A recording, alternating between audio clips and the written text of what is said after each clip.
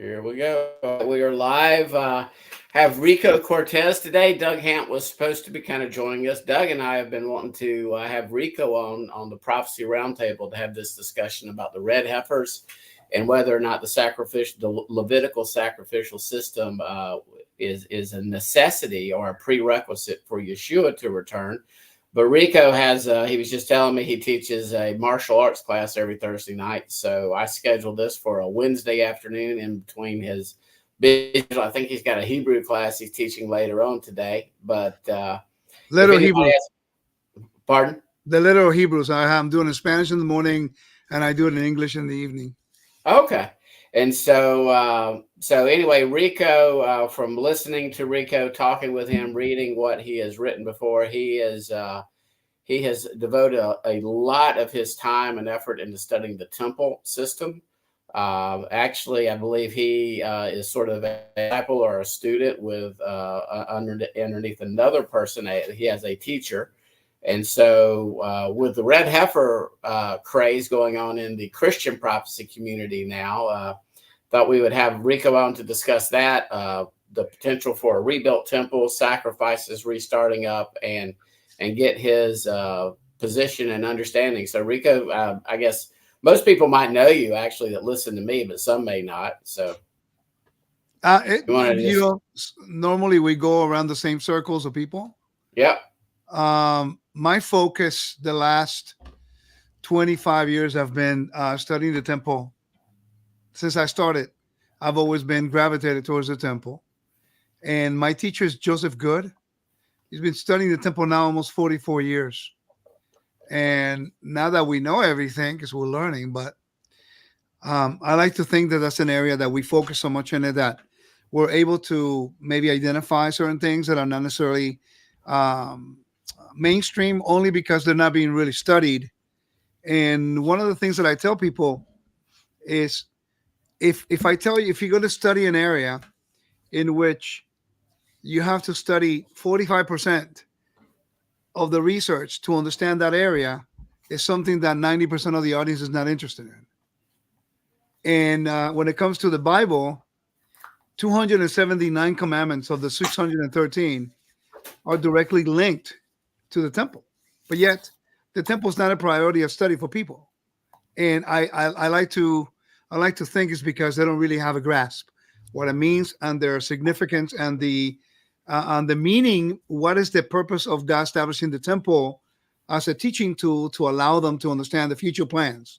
So my teacher Joe always say that the feasts, the Moedim, and the high holidays like Yom Teruah, Yom Kippur, they're a prelude to prophetic picture. And everything within the temple is to teach us about how God is trying to restore humanity back to his sacred space. How he's trying to get humanity to understand the purpose of Yeshua's coming is by eliminating death. That's why everything in the temple dealt with freedom from death. Anything in connection with death cannot have any access to the temple. You cannot fellowship with God in the temple if you had any connection, either being in the room where somebody died, touching somebody who touched the corpse, stepping on the cemetery, touching anything related to death. And many people are not asking that question. Why is that such a strict rituals in regards to corpse impurity and the temple? Why is that relevant to us? I mean, even the red heifer, slaughtering is mysterious because you have water you sprinkled. Now the priest that sprinkled you is unclean, but now you're able to come into the temple and the priest is unclean until evening, and people don't know how to explain that. Yom Kippur is a quandary too, because Yom Kippur is connected in the book of Hebrews in 9:22 by a remission. What type of remission? Let me give you an example. Let me ask you a question. Is there atonement in the Bible, in the book in the Levitical system? You're asking me? Yeah. For forgiveness of sin? Was there atonement In the daily sacrificial system or at Yom Kippur for the nation? Overall. on the daily Well, and before. there was for some unintentional sin. Thank you. That's it. So you understand quite clearly that the sacrificial system cannot do two things. First, it cannot eradicate death. The Torah cannot do that either. But there was atonement. So what we need to do is redefine terms. If, for example, if a Christian, which many people are now rejecting Yeshua within our circles, and that's because they go study with some of the rabbis, and they're still thinking as Christians in their theology because they don't really study the temple. And a Jew would ask you, well, what do you need to believe in Jesus? I mean, and then you tell them the typical question, answer, because he died for my sins. He forgave my sins. So well, wait a minute. The Torah in Leviticus 4, 5, 6, 7, and Leviticus 16, there's atonement. There was atonement for national sin. There was atonement for individual unwillful, but they're not telling you that, you see, because 90% of Christianity really cannot understand what the purpose of Yeshua's coming was. They're not making a distinction between the purpose of the Torah, pointing out what sin is, with the understanding that the Torah cannot take care, the sacrificial system could not get rid of anything connected with death. It can only cover it, but it can never get rid of it. So therefore, a Jew understands the Torah and a rabbi and say, well, wait a minute, you don't need Jesus. I mean, there's atonement already. And because the message that the Gospels is trying to convey to you is now being reiterated in a proper time for the lack of study on the temple and its functions, many people give up and say, okay, so I don't need Jesus anymore. And they don't understand, and I'm going to prove it to you. In the book of Acts, let me look it up here.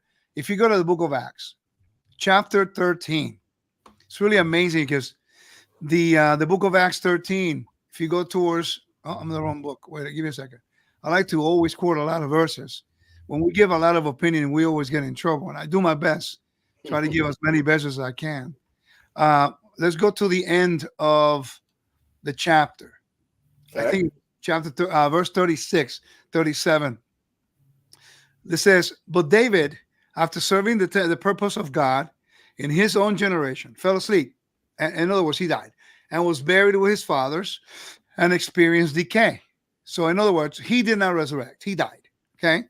But he whom God raised up did not experience decay. That's Yeshua.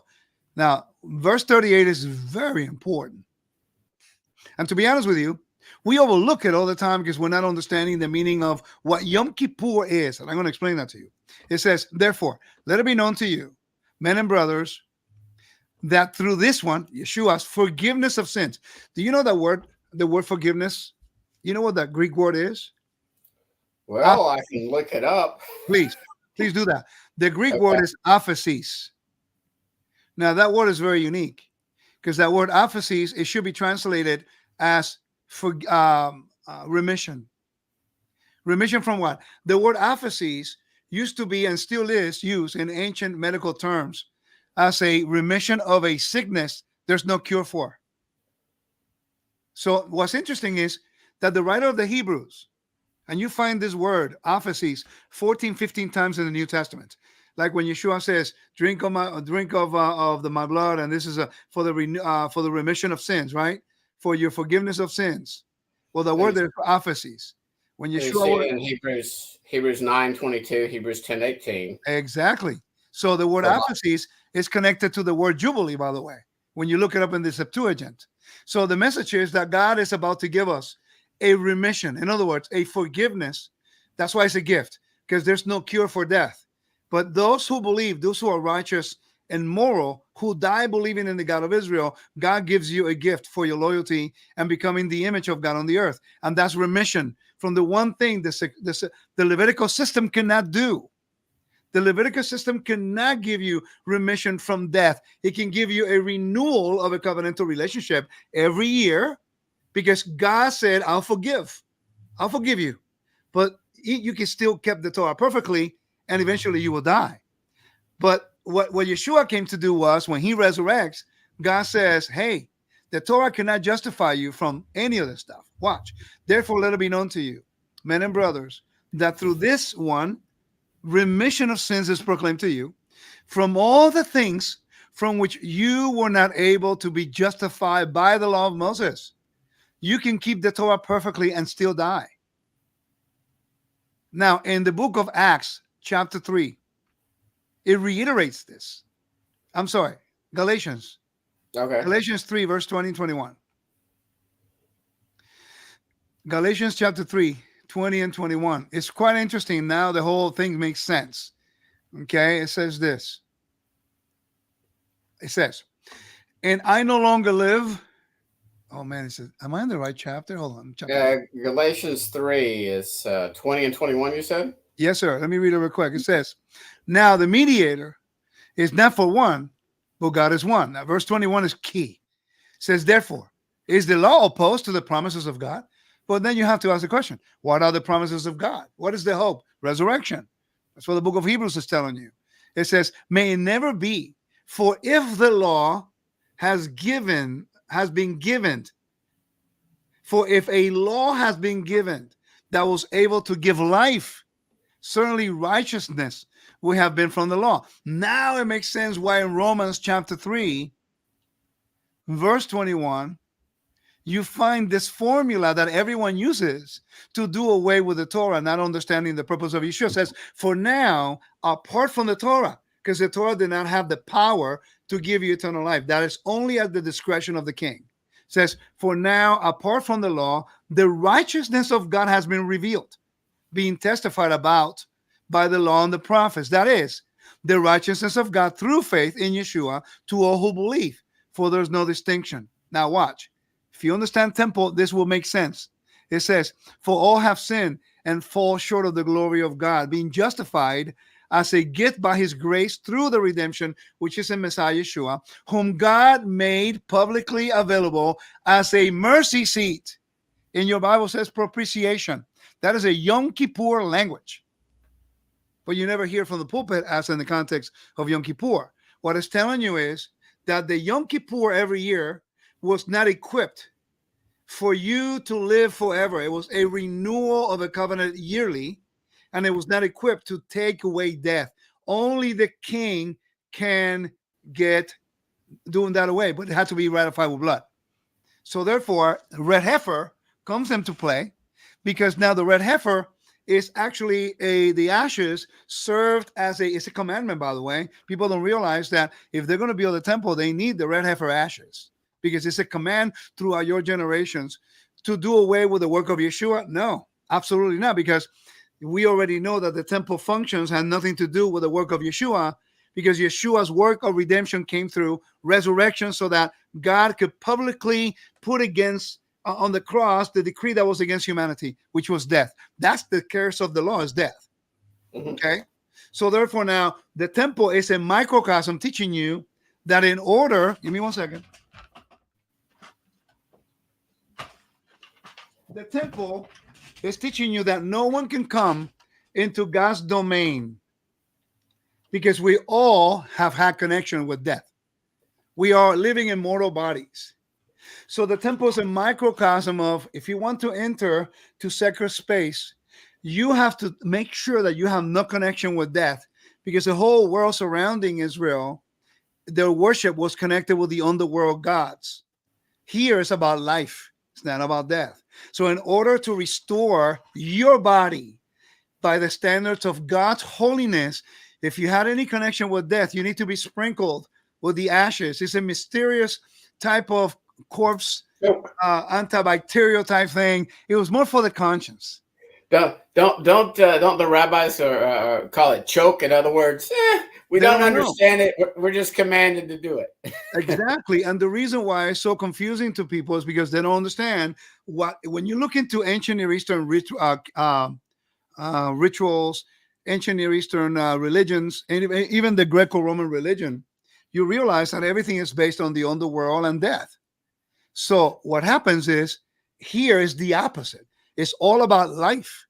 That's why nothing in the temple can look like the nations worship other gods, which was based on the world gods. Let me ask you some questions that I know people will have. So Yeshua came obviously the first time as the Lamb, as the kinsman redeemer, as et cetera, et cetera.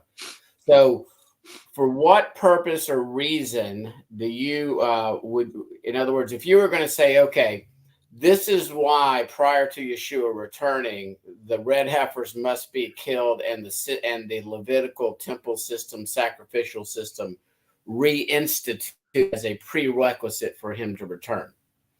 Okay, are we waiting for Messiah to come in a Jubilee year? I believe he will probably come on a Yom Teruah prior to 10 days prior there too. So, yeah, but the language in Matthew 24, verse 30 and 31 is a Yom Kippur language. Well, I agree. Because, Yom Teruah, Yom Kippur, and Sukkot is one long celebration. They have different themes within the one thing. It's like Passover, unleavened bread, and Sukkot. And Pentecost. It's all one long celebration. People, you cannot look individually. So Yom Teruah is the enthronement. Yom HaKiseh, the enthronement of God. Then Yom Kippur is God's judgment as judge and king. And on Tabernacles is the victory over death. By the way, did you know that there's a prayer when people go to Sukkot and they neither wave the lulav or build the sukkah? And that's the two commandments about Sukkot, by the way. So when you build the sukkah, and after you finish the last day building the sukkah and you're tearing it down, there's a prayer.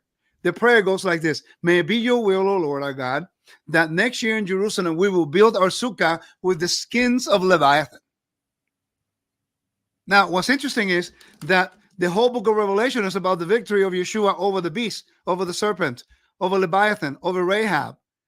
So therefore, Tabernacle now takes a different tone, in which is the feast of the Lamb over the victory over death, because Leviathan, Rahab, and the beast, and all that represents death. So therefore, the whole theme is about coming back to God's presence. So if Yeshua's coming on a Jubilee year, which I believe he will, well, wait a minute. There are strict commandments about who declares and from where they declare the Jubilee. It cannot be randomly done. I've heard people doing that all the time, and I heard people in your panels talk about it and going like, they have no idea about the temple. And I'm going like, sometimes people are throwing things around as if the Bible can be basically, they determine legal things away from the legal areas. And you're a lawyer, so you know what I mean. The Jubilee year has been regulated and is connected. One of the beautiful things God did, and you see this in Numbers 28 and 29, that every major holiday is connected with the temple proper. The new moon celebration, according to Numbers 28, verse 11, includes sacrifices. So therefore, you can see the new moon. You know it's the new moon. You know it's a new month. You can even say it's a new month, but you cannot declare it as a holiday for the feast, because God restricted that to the holy things according to Ezekiel 44, 23 and 24, and also Leviticus 23, and also in the book of Leviticus 25 and Jubilee, he declared those things connected with the altar. In other words, the new moon is connected with sacrifices. So you need to see it. Then once you see it, you have to declare it from the place where God has chose to place his name. Declare it official from there. And then because it's connected with the sacrifices, that means that the Sanhedrin Council, which had the legal judicial authority, according to the Torah, this is not Judaism, according to the Torah, they are the ones who now legally declares it. Thus, they carry the responsibility if they messed up. Numbers 18. They carry the iniquity of the priesthood and the iniquity of their tabernacle in the temple. Therefore, the Jubilee can only be declared on a Jubilee cycle. It can be only done after the service of Yom Kippur. Leviticus chapter 25 and 27 talks about this. So therefore, there are legal ramifications of when you declare this specific days, because the great shofar cannot be blown in the temple times, not now, but in the temple times, the shofar cannot be blown on the Day of Atonement in any other time except for the year you declare the Jubilee. It's a specific time. Any other time, you never blow it in the 49-year cycle. You never blow the shofar in the temple on the Day of Atonement, only when you declare Yom Kippur. I have a question for you. Jubilee, I'm sorry. No, I just have a question as far as your understanding and study on the Jubilee cycle. Do you believe it's every 50 years, or that 50th year is also the first year of the next? It's only 49. I believe it's every 50 years. Every 50. So Yeah. year 51 starts a new cycle. It's not. I believe that, but to me, I don't know. I, Yeah, I believe it's 50. Well, I do too. You listen. We talked briefly before we went live, and you had listened into to a recent discussion when I had Joe Dumond on, and he is like dogmatic. It's a 49 year, and I like Joe. I think he's dogmatic in his system. He believes he understands the cycles, and that he's and that he based on his system he can set certain dates, and again, I like him, but so far the few dates that he has said things would happen, things have not happened. So so I got a question. Batting over right now. Right. So I got a question. Well, you got to follow the biblical blueprint. How many days to Pentecost? 49 or 50? Well, it's 49, and then the next day is 50. There you go. And you celebrate it on the 50th day, correct? Exactly. So you got to follow what's already established. And we have to stop reinventing the wheel, because that's what confusion happens. By the way, the Jubilee year can only be declared out of the temple. You have to have an altar because it includes sacrifices. That's really so. In other words, the red heifer sacrificial, and I do believe that Yeshua was a type of red heifer killed outside the camp, outside the walls. That is one reason why you believe and teach, and I'm not saying I don't. I probably very likely agree with you. In other words, I just want you to explain it more, because I can't explain it well enough, because I haven't spent the time studying it, as to, for instance, why these red heifers will need to be sacrificed for Yeshua's return. And you're saying that essentially the Levitical system has to be reinstituted to proclaim that Jubilee year for the King to come. Am I making it too simple, or? No, I think that you're on the right line there. I mean, let me try to break it down. Okay, so first of all, it's not a sacrifice. I had to correct that myself. It was slaughtering, because it's not really on an altar. It's a pit that they do on the red heifer. Yes, red heifer. But the question is also, what is the purpose of the paraduma, the red heifer? What is the function of it? The function of it is to have the ashes, because God in Numbers, the book of Numbers 19, specifically tells us that it has a purpose and a function, which is to cleanse you from corpse impurity. Because the place where you live, where the temple is holy ground, so that it cannot have any connection with this. Right now, that place is corpse. It has corpse impurity. All of us, we all have corpse impurity. In other words, we're all ritually unclean with corpse impurity, but we should be morally pure, because that's what really God is looking for, no matter where you're at. But in regards to the prophetic picture, you have certain requirements. Okay, let me try to find it here for you. For example, I wrote them down. It says the red heifer has to have specific age. Right now we had 5, 2 got disqualified. We have 3 that are qualified. Yes. Where is that in the Torah as far as the age? Is when it talks about heifer and a calf. Okay. So what it is, they obviously you have the ages of the different stages of the calf. So then they figure it out based on the stages when they go transition from one stage to the next one. For example, a lamb of the first year. You know that a 8-day-old lamb is a lamb of the first year. Inclusive. It's an 8-day-old. So and once it's born on the 8th day, past that, it's already 1 year. That's according to that's a lamb of the first year. That's why you need more than one in Passover. It's not very big. I've seen one of 14 days, and you cannot fill the whole 10 people with that. It's very small. So you see the transitions from, and I forgot the name, Ugla or Igla. I can't remember. I'm so sorry for the pronunciation. You go from one transition to the no one in the development stages of the animal, and that's how they can tell when they make that transition, that age group. So a heifer then would be a 2-year-old or a 3-year-old? Exactly, between 2 and 3 years old. Exactly, between 2 and 3. Okay. Yeah. So then you have the ashes of that heifer, and by when it says hyssop. Hyssop was used for corpse impurity. They used it for Passover in Egypt. They used hyssop. scarlet yarn, and they use the water. And every time you see the word hyssop in the Bible, it's normally connected with corpse impurity. It's kind of interesting because of an antibacterial type thing. Okay, so you have that also in the red heifer, and you have it even when David prayed, wash me, with hyssop. But wait a minute, what do you mean? No person was ever washed with hyssop in the Bible. He is conveying the messages, I am dead man walking. I need to be justified. I need to be forgiven because what he did was willful rebellion. Anyway, so the heifer now goes through the process. You have the heifers, which is a sign that we are in the last days. Now we don't have just one, we have 5. 2 got eliminated, we got 3. Now, based on the source that I have are the people taking care of them. Mo from Bonei Israel. He is one of the main guys, other than Hanan, and the 2 leading rabbis that are working with them too. They work with us and Joe and I to be informed. For what they told us is they plan to slaughter it by Passover or before Passover. According to the tractate in the Mishnah, they always slaughter the red heifer a month before Passover. Now, it makes sense why. It makes sense why, Scott, because if you're going to go to Jerusalem, if you have corpse impurity, you need the ashes in order for them to go into the high holidays in the spring.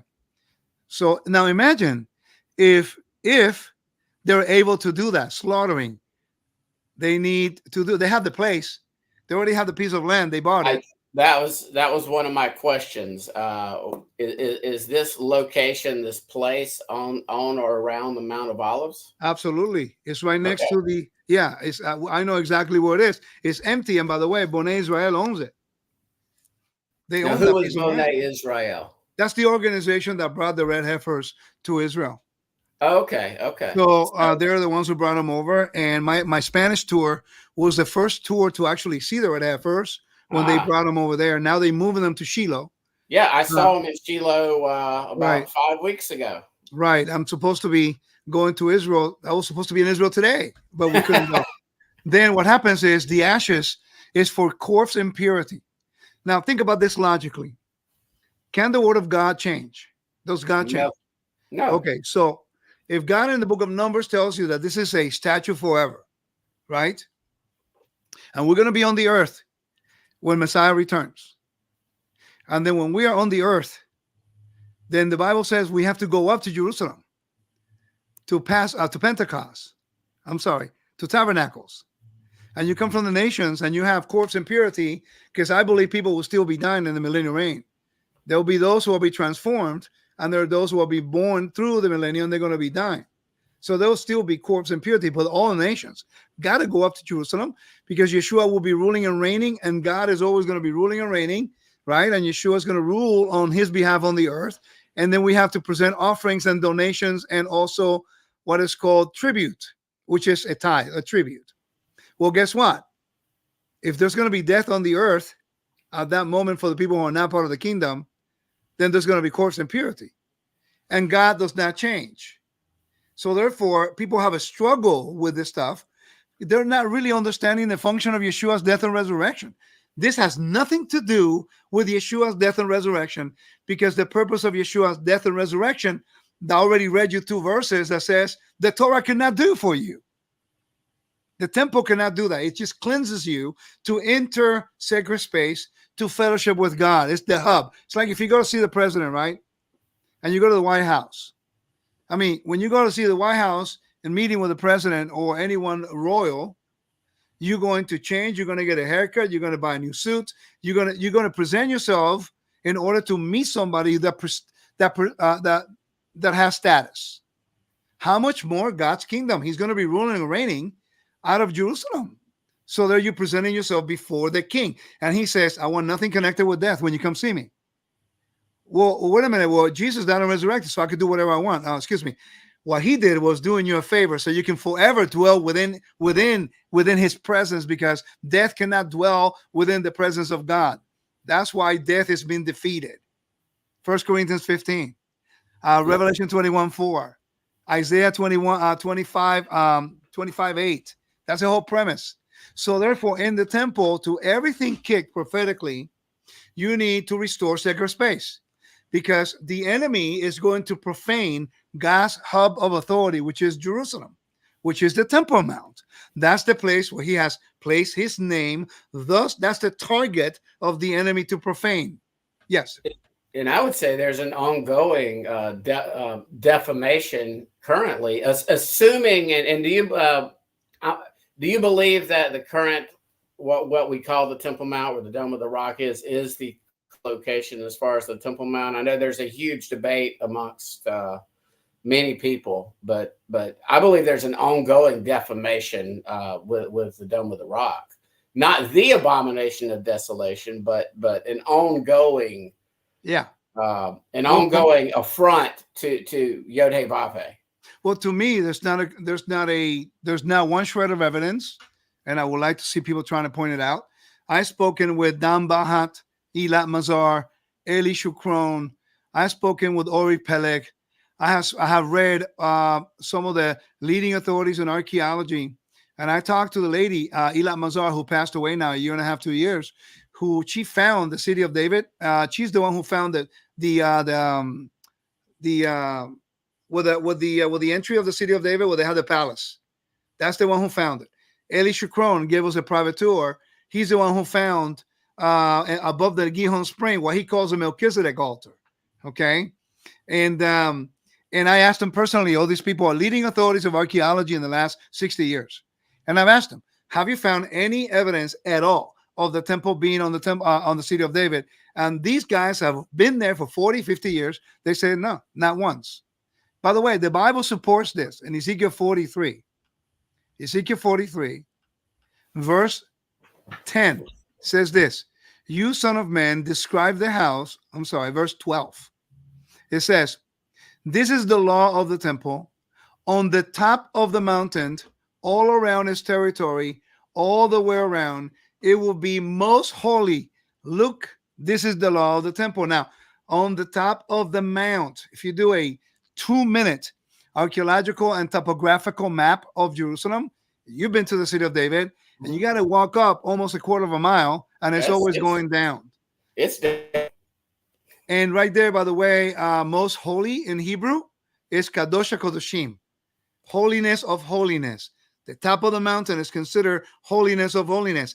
If the city of David was the location of the temple, then the Al-Aqsa would have been down in the city of David, because in the ancient Near East, when they conquer new places, they always build sacred spaces on the same location.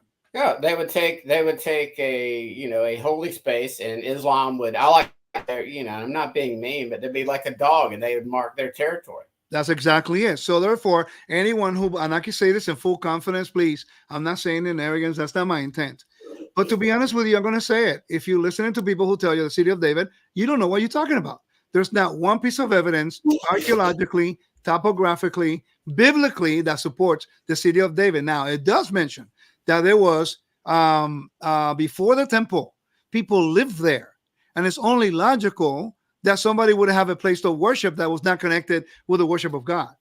Well, the crazier theories, Rico, and I'm sure you've heard some of this. I'm just going to call it nonsense and not be nice. But those that are now trying to say that the Promised Land and the temple were in America or Africa, it's like, do you get bored? I really want to ask these people, are you just bored and you just want to think of new stuff? I mean, have you went so far down the rabbit hole of the conspiracy theories that you're now trying to argue that it was Egypt or Tanzania or Utah? Well, we got to remember that there's no structure, and we are in the time of the judges, where everyone does according to their own imagination of their hearts. Now, let me ask you this. Did you know the original name of Africa, what it was? I do not. Eden. Now think logically. If you're reading the Bible and you read in the creation story where it says that the garden was east of Eden, now it makes sense, because the lands were divided after the flood. So now it will make sense. And it's interesting that all of the north of Africa is all pure sand. It's completely like cursed. There's huge aquifer on the Libya, by the way. That's what really provoked me to start looking into this. There's one of the biggest aquifer of water underneath that whole sand. And they tried to tap into it when they got into the Civil War. Then I went back and I did my research on Africa, and I'm thinking, could it be? And I'm thinking, no. My theory was, what if Africa was Eden and the garden was east of Eden?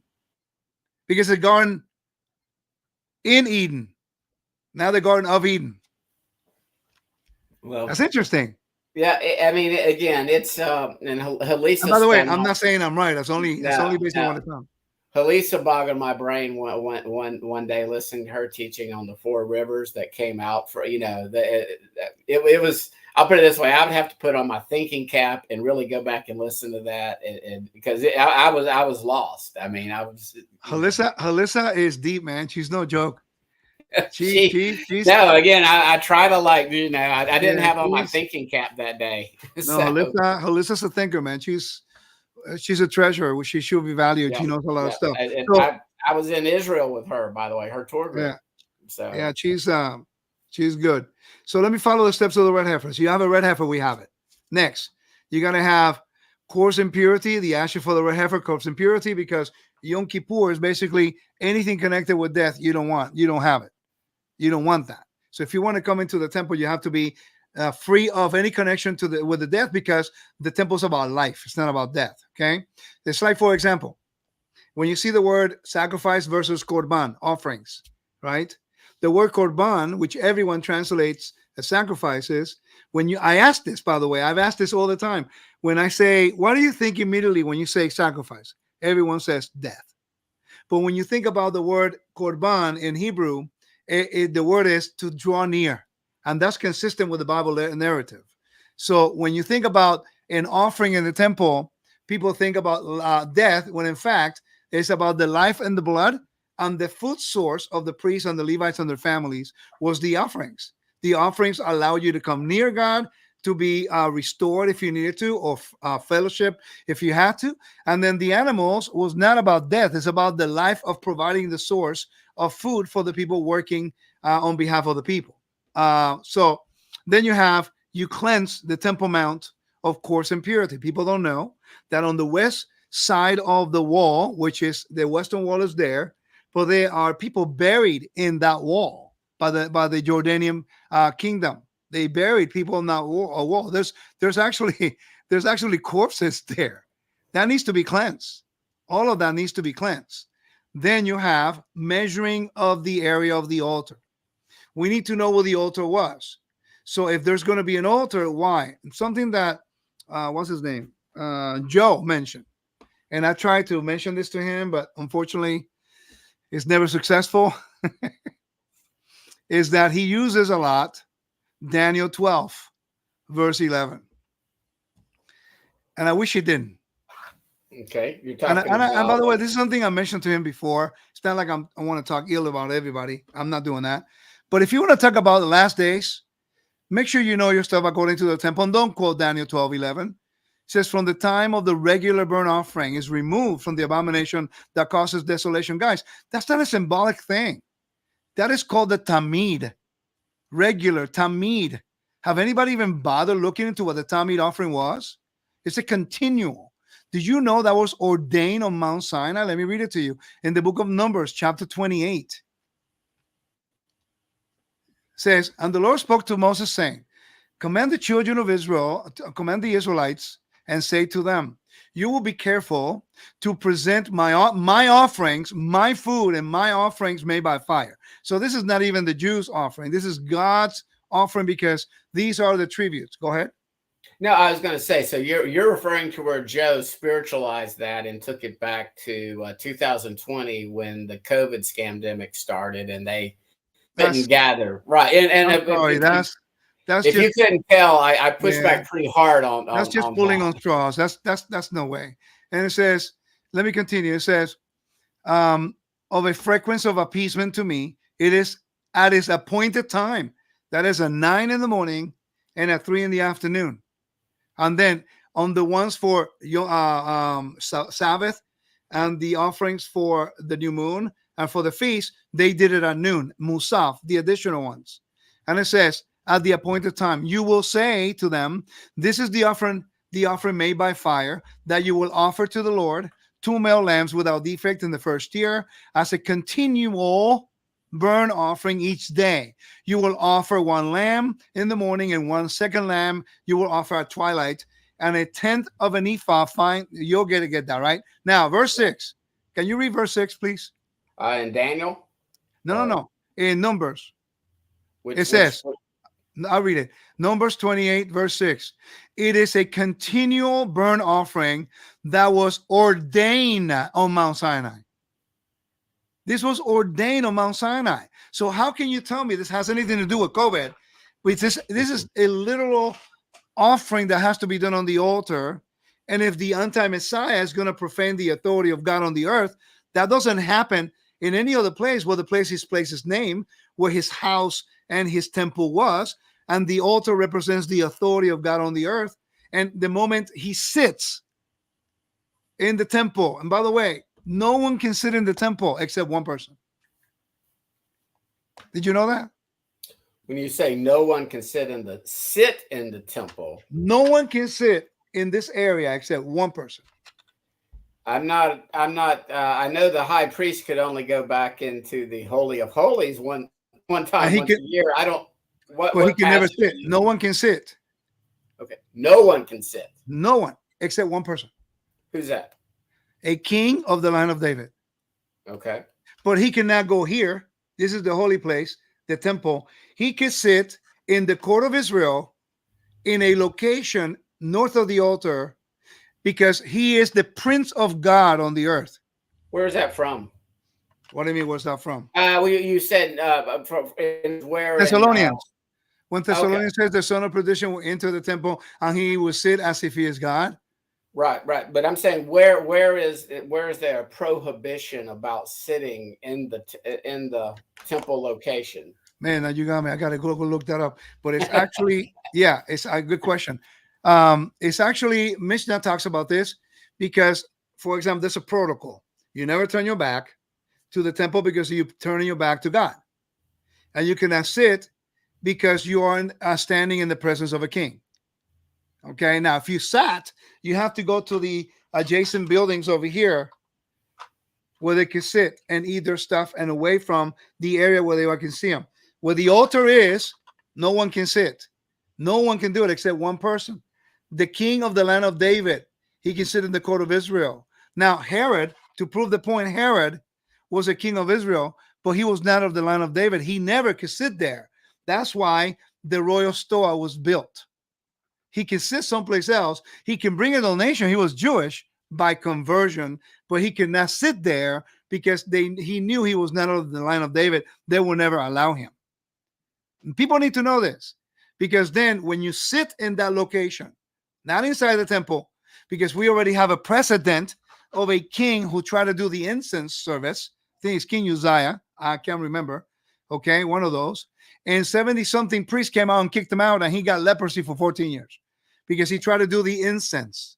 So no king can do any of the service. I can't hear you. He was trying to mix the king and the priest role. Who was? The king you just mentioned that did right. that violated Torah by doing that because he was not a Levitical priest. He was not an Aaronic priest. Exactly. And that's why the book of Hebrews is desperately trying to let you know that Yeshua comes in the order of, in the similitude of, in the heavenly tabernacle, because even the book of Hebrews in chapter 7 and chapter 8 clearly tells you that Yeshua could not be a priest on the earth because he's not of the sons of Aaron. So what makes us think that when he returns, he's going to be a priest? He can be on the earth. Only the sons of Aaron were ordained, anointed, and dedicated. According to the Bible. In the Levitical and in the Aaronic system, he is not. I mean, Hebrews makes that very clear that Yeshua is not a priest of the Aaronic priesthood. I mean, but by the way, this is the reason why Yeshua could only officiate in the tabernacle in the heavens, in the area which the Levites have no jurisdiction, because they are only ordained to do it here on the earth when there's a temple. It's about legal jurisdiction. Right, I understand. We're in agreement.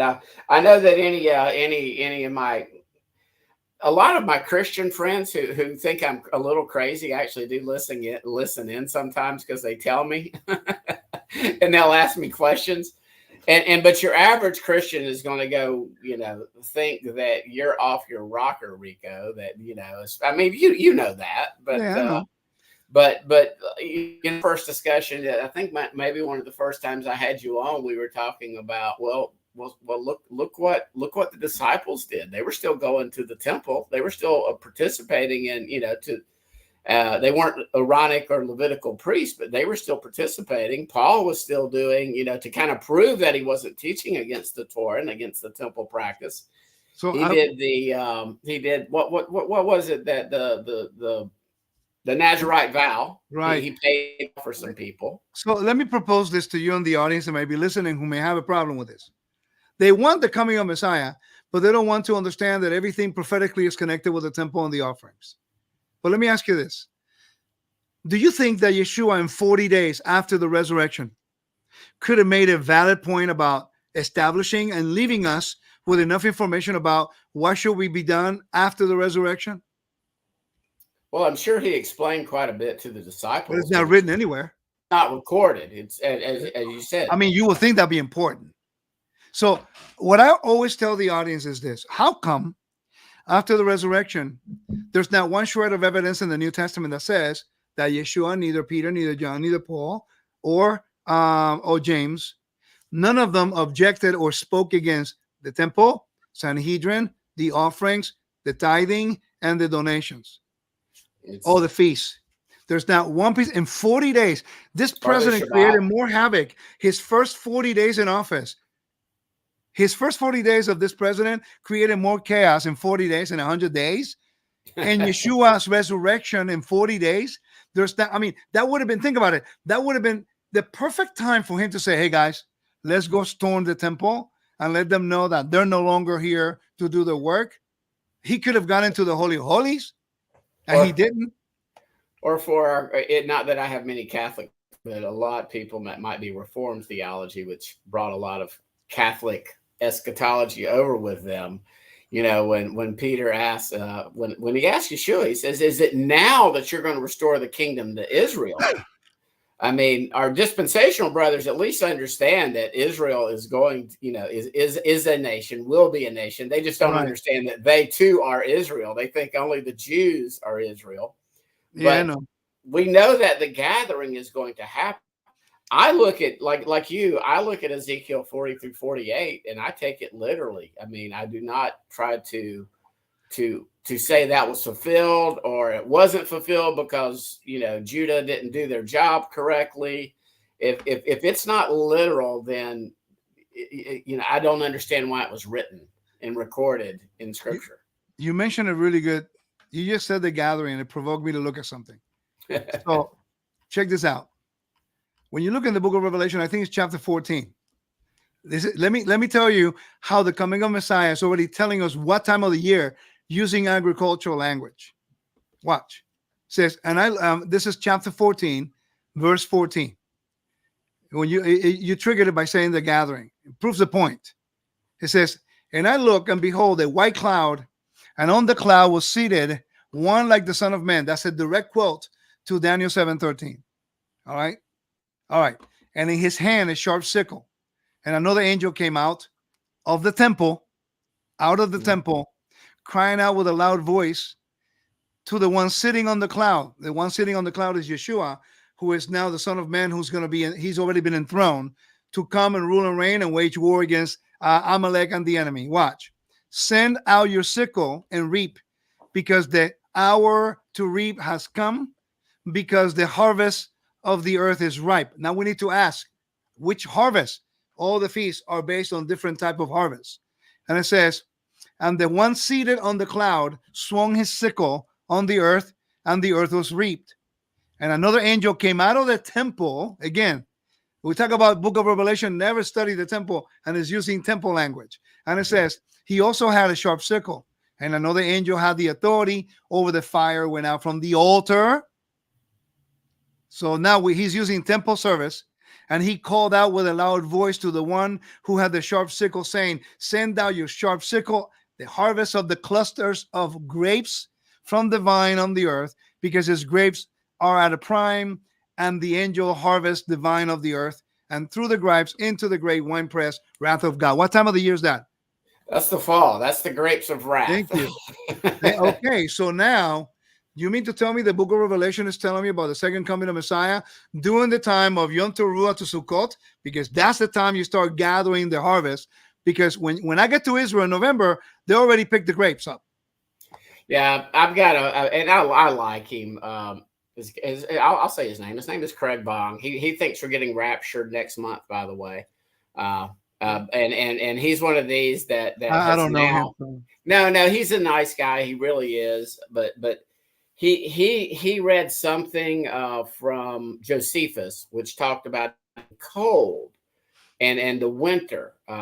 And he, for some reason, has now moved the 7th month back to December time. So it's follow Torah at all. He's starting to understand the feast, but no, as far as the Torah, he would be what we would call a dispensational pre-trib rapture adamant. He's dogmatic on it. He's getting raptured next month. I've told him, dude, when we're talking in January, King Charles is not the Antichrist next month, and you're still here. I'm not going to say I told you so, but let's talk. Because he needs to learn this over the next few years, I believe. Well, I'll make a recommendation. If there's no rapture and the rapture is not happening next month, he should not ever say anything about prophecy again. Yeah, he will be considered false prophet. That's the problem that we're having, is that we don't keep these guys accountable. We keep giving them a platform to speak and spill out all the crazy stuff they're saying. And then when nothing happens, we keep giving them a platform. You know why? Because people like controversy. They don't want truth. They want controversy.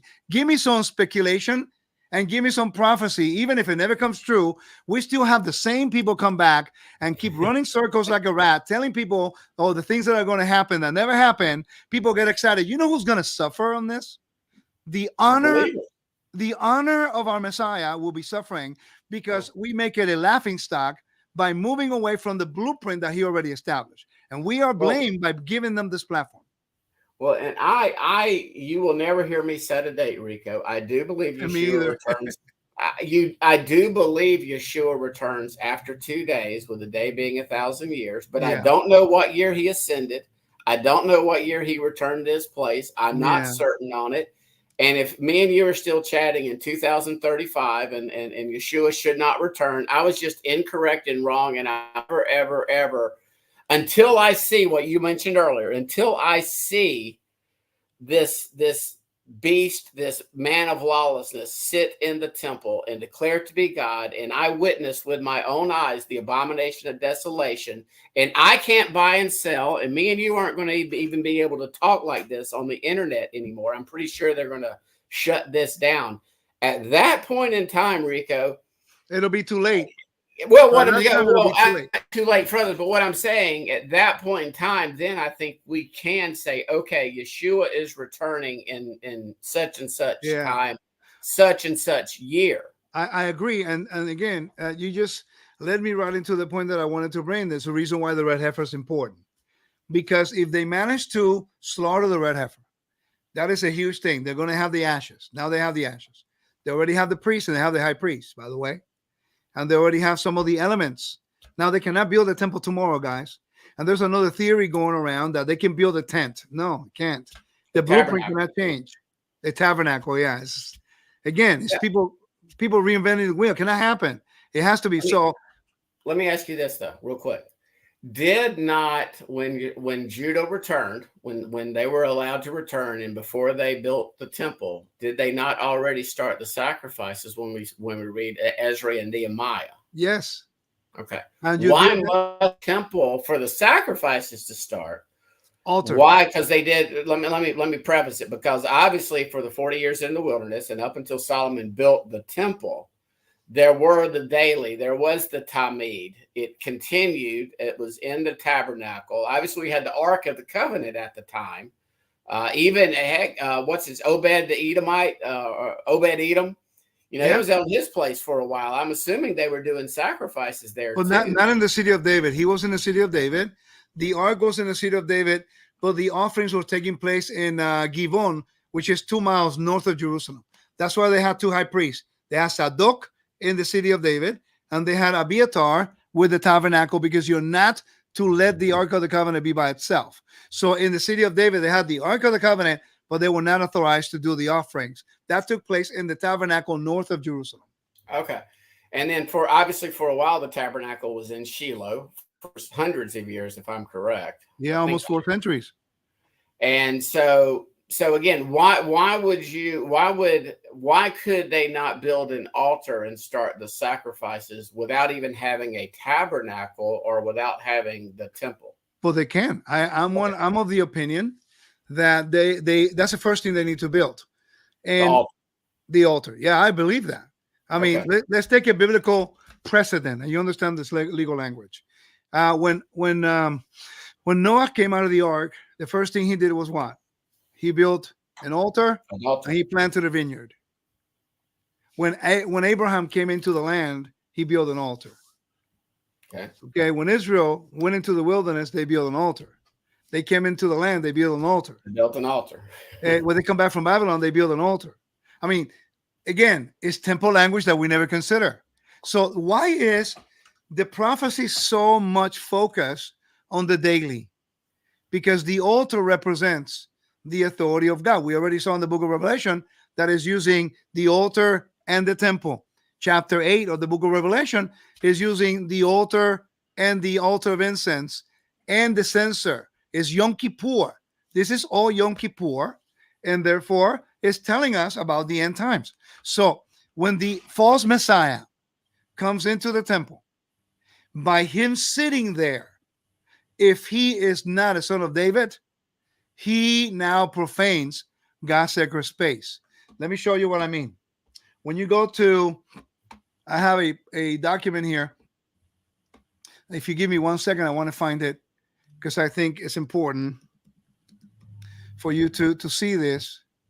I call it a function, purpose, and the role of Messiah's ministry. Now, what is interesting is God has a hierarchy. We know that Yeshua is called the Prince of the Presence. Acts chapter 5, verse 30 and 31 calls him Prince and Savior. And then in Revelation 1:5 say he calls him the ruler of the kings of the earth. Now, when you go back and you start looking into the enthronement of King Saul, the enthronement of David, the enthronement of Solomon, you find something quite interesting. Listen to this. 1 Chronicles 29, verse 22 to 23. And they ate and drank before the Lord that day with great joy. And they gave the investiture of the kingdom for a second time to Solomon, the son of David. And before the Lord, they anointed him, Solomon, prince, and Zadok the priest. It's telling you in First Chronicles that they anointed Solomon as prince. But wait a minute. Isn't he the king? He is the hierarchy of the kingdom is the king of Israel is the image of God on the earth. And he is the prince of God, but he is given the authority and power to rule God's kingdom. And I know, and Solomon sat on the throne of the Lord. See, in verse 23, and Solomon sat king on the throne of the Lord in the place of David, his father. So the throne of the Lord, God has given to David, and then to Solomon, and then eventually to Yeshua. That's so that would probably be the verse. And Joel Blackford pointed out, he said earlier that what you were saying about no one could sit in the temple was just from the Mishnah. That would be an example of where Solomon was sitting in the temple area, that throne, as his representative on earth. More or less, it can be either his palace or maybe in that location, because he becomes Prince of God. And now 1 Samuel 25:30 says, and it will come to pass when the Lord will do for my Lord according to all the good that he has spoken of you, and he will make you prince over Israel. That's when God made David his prince and king to Israel. 2 Samuel 5, verse 2 and 3 says, even before, when Saul was still king over Israel, you were the one who guided Israel in their coming and going. And the Lord said to you, you will shepherd, to David, you will shepherd my people Israel, and you will be prince over Israel. So all the elders of Israel came to the king of Hebron, and King David made a covenant with them in Hebron before the Lord. And they anointed David as king over Israel, but God made him his prince. That's why I believe Yeshua is a prince of the presence. Okay, Samuel, 1 Samuel 10:1. It says, then Samuel took the oil and he poured on the head of Saul and kissed and said, the Lord has anointed you as prince over his inheritance. This is something we don't think about. So when the false Messiah comes in and he sits, he's basically saying, wait a minute, I am the king of Israel and I was ordained by God as his prince. What if God did not ordain him? That's why Philippians is quite clear. After the resurrection, God gives him authority, power, and honor. In the book of Revelation, chapter 5, the Messiah, the Lamb, who is standing next to the one sitting on the throne, he grabs the document, and then all the ancient elders throw their crowns on him, and he's bestowed upon him honor and glory and power. Now he's coming to rule and reign on behalf of the Father as the Prince of God and the King of Israel. Let me ask you this real quick, because you brought it up earlier. We talked about the Tamid, in other words, the daily being taken away by this future anti-Messiah, this beast, whatever title, the man of sin, the man of lawlessness. What do you believe that that the abomination that lays waste being set up will be? Like a sort of, do you think it'll be something similar to what Antiochus did as a sort of an anti-type or a type of anti-Messiah, an image, sort of like Nebuchadnezzar set up an image and require one to worship the image? Do you have a educated opinion on that? I do have an educated one. It's simply my opinion. Okay. I don't hold any theological based on that. It's basically my opinion. Is that there's been cyclical events in the story of Israel that is always something like, for the image on the golden calf. It was an image. It was a bull or a golden calf, a calf. Okay. Then later on, we have the kings of Israel. They place different images next to the altar. Then you have, there's always a cyclical pattern about the authority of God being usurped by any strange worship, which is called in Hebrew avodah zarah, right? It's cyclical. I call it syncretism, or mixing truth. Yeah, syncretism with error. Correct. So if you look at the story of Hitler, you can quite say that a lot of things he did, when you read the book of Revelation, you're going like, oh snap, this guy won a 1,000-year reign. He put a mark on the arm of the Jews. They could not do anything. I mean, so you look at it and you're going like, So it's a cyclical thing. What if I say to you, AI may have a lot to do with this? I would agree. I would have never said that until the last 3 years. AI is basically, the world is, if we're going to think about diminishing the image of God on the earth, and that's what happened in the golden calf. They no longer Israel did not want to be themselves the image of God. They rather worship something of what they thought was God, which is the calf, because that to them was a strong bull. Okay, go ahead. It's streaming live on his channel right now, but my friend, and I don't always agree with Doug, but he wrote many years ago, he started, and he's on his third book and starting his fourth one right now, called Corrupting the Image. In other words, that's his theory, his, and I believe it's a well thought out and biblically based theory on you just mentioned the AI, the transhumanism, the corrupting of the image. In other words, and I'm just kind of simple sometimes.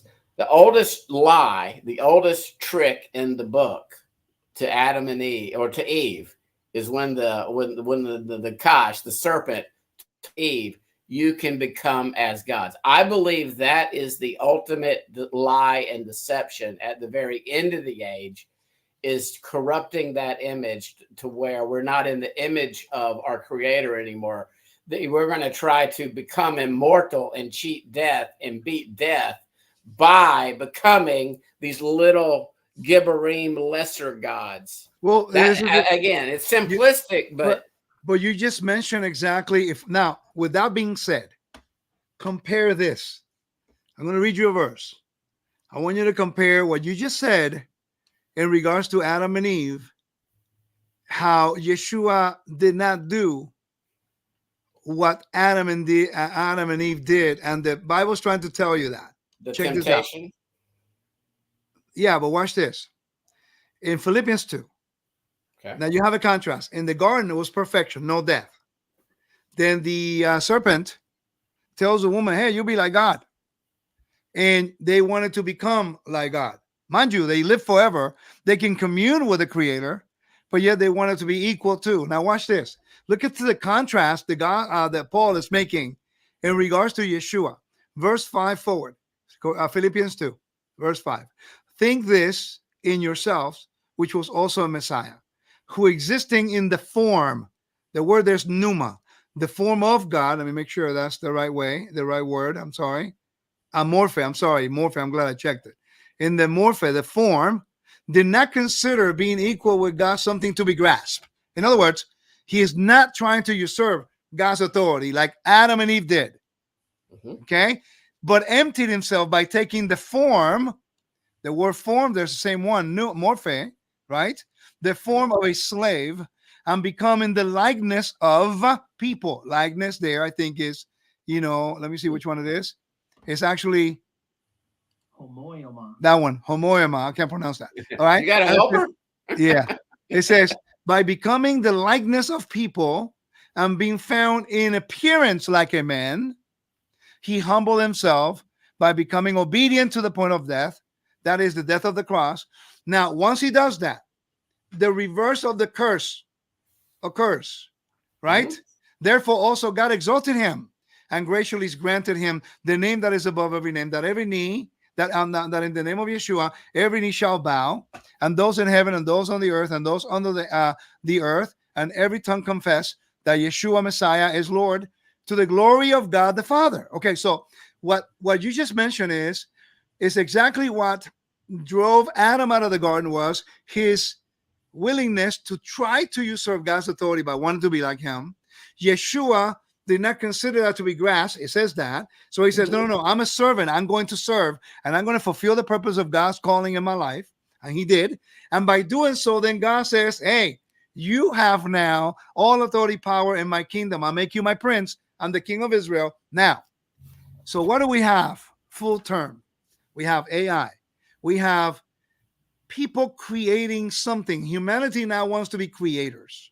So, and even what's his name? The guy from Twitter. He said it. Elon Musk. He says that AI is the worst thing anybody can possibly do, because yes, because the guy that renamed it X, by the way. Yeah, because it's usurping God's creation. So we have abortion, which is practically, human sacrifice. It is. Okay. So we have people changing genders. There's 3 genders, by the way.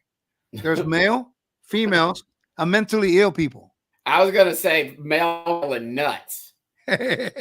So we have, they're trying to change God's function, creation, his design. Right. I believe that is one to what, and you know what made me realize about my opinion now? The other day, there's some AI that was elected to become a CEO of a company, a robot. And I'm going like, oh my. I mean, think about that for a minute. A computer looks like a human is going to be leading a whole company now. I mean, that's an abomination if you think about it, because now we're putting God's creation as if it doesn't matter. And I'm gonna put a question up. I'm gonna put a question in this, and I'm gonna explain that I think Laura is perhaps misunderstanding. So, no rapture or gathering with glorified bodies.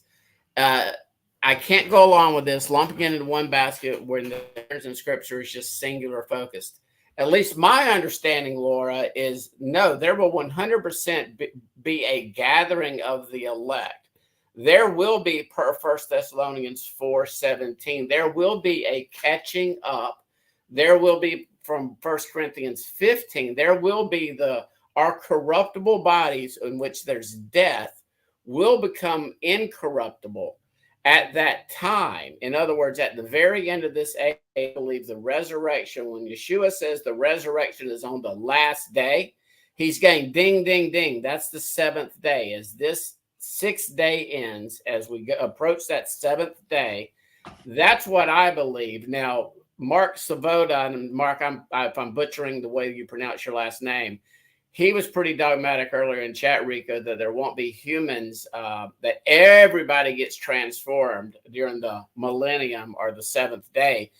I didn't disagree more vehemently, Mark. I mean, during this process, there's a reason why, as Rico's been talking about, why the Levitical and the Aaronic system will be reinstituted, because in our incorruptible state, we won't have that death infecting us, if for lack of a better word. But those alive, those that are still human and in their mortal corruptible state, and if we look at passages in Isaiah, I mean, there's not going to be any war, but there's still going to be death. It's going to be strange if a person doesn't live to be 100. You know, so we're not mixing.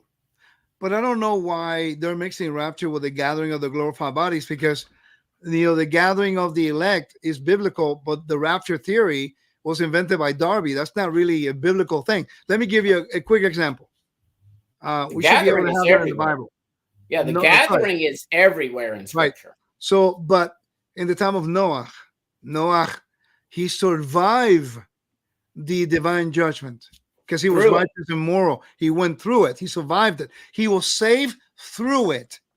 I think it's a cop-out when people say we don't want to be here. And by the way, 99% of the people who believe in that sense, some of them, they question whether or not Torah is still relevant. And it's like saying, oh, we want to, I want to drive a car, but I could drive 100 miles an hour and I don't care about the law. When there are certain laws about what you can do or cannot go. There's no biblical precedent for a catching away or a rapture per se and leaving the Jewish people behind. I mean, there's nowhere to be found. You don't find that in the Bible. You know how that came about, right? Again, I believe there is a catch. I just like to use the term gathering. I hate to use, and I make fun of the word rapture because I now call it the Zapture doctrine. And some people get really upset at me, and I really don't care. It's a silly doctrine, and it's an escapism doctrine. It's based entirely on dispensationalism. You have to totally ignore and try to say that Matthew 24 is just written to the Jews. And it stems from dispensationalism, which teaches that only the house of Jews are Israel, when all in covenant, all disciples are now citizens of Israel per Ephesians 2. Romans 11, we're grafted into a singular olive tree. There's not two trees. We wild former pagans, wild olive trees, wild branches are grafted into that singular tree. And once you see it, you can't unsee it. So, well, I mean, I was going to say the typology, Shadrach, Meshach, and Abednego were protected through the fire. Noah was protected through the judgment. Israel, when the judgments fell on Egypt and on Pharaoh, Israel was not affected at all by the last 7. I'm not concerned at all about the trumpets. When those demon bugs or whatever they are get released, they're not going to touch people that have the mark and the seal of Yah. They're just, you don't have anything to worry about. So, but remember that when you're looking for a quick getaway, you're not going to be prepared. My question really will be, and I don't know if my sister Metzing here may be willing to comment. What if the rapture does not occur the way it has been taught? Will God stop being faithful in his promise? Or it's just that we have been looking for a quick getaway when you don't find that anywhere in Scripture. So let me finish my thought here on the red heifer, and then we continue. So we have the heifer. Then we have the ashes for corpse impurity. Then you got to clean the Temple Mount. That's not going to be a day. I mean, they gotta basically destroy everything that's on the Temple Mount, remove the trees, because you're not allowed to have trees on the Temple Mount according to the Torah, and you're not. You have to cleanse it. You have to clean everything up there. then you have to know exactly where everything was, because it's a blueprint. And when people don't study the temple and the topography of Jerusalem, the Temple Mount, they assume that you can place the temple building on the altar any which way they see fit. They don't realize this is a blueprint. No one can change it. It's a tough need. Okay. And when you have a precedent for this, when they came back from Babylon, that Ezra, they built the temple, they built the altar in the same location. They built the altar in the same location as the previous one. Okay. So the question is, where will the altar be? Instead of arguing about all this stuff, we need to know where the altar was.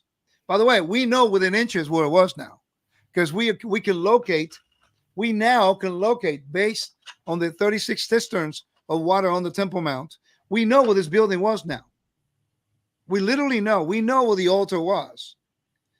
We know where the buildings were. We know where cistern 28 was, cistern 27, cistern 2930. We know where the main cisterns were for all this stuff that gave function to the temple building. We found the information. We have the archaeology, but people refuse to look into the temple as the guide for the prophetic picture. And yet, in Revelation chapter 8, it says that the angel will proceed from the temple with great incense for the prayers of the saints. It's using a golden censer, an altar, and the golden altar of incense, Yom Kippur.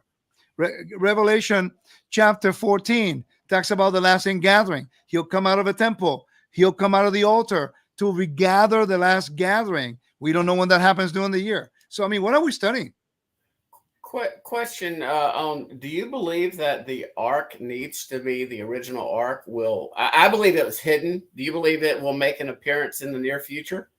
I would love for that to happen, but we don't need it for that to happen in order for that to be done. Okay. Well, how will and from a Hebrews looking at the book of Hebrews, Yeshua's role currently as high priest according to the order of Melchizedek.